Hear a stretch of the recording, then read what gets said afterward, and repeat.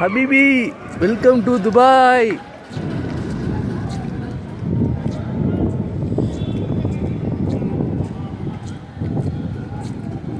இதாங்க துபாயோட நிலை.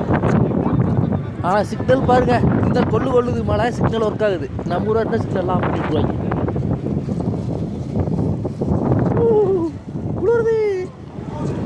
Burj Khalifa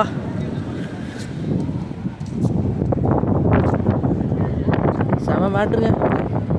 இதுதாங்க நான் இருந்த பழைய கேம்ப்பு. செப்பத்துக்குள்ளேயே தான் இருக்கிறாங்க. ஓ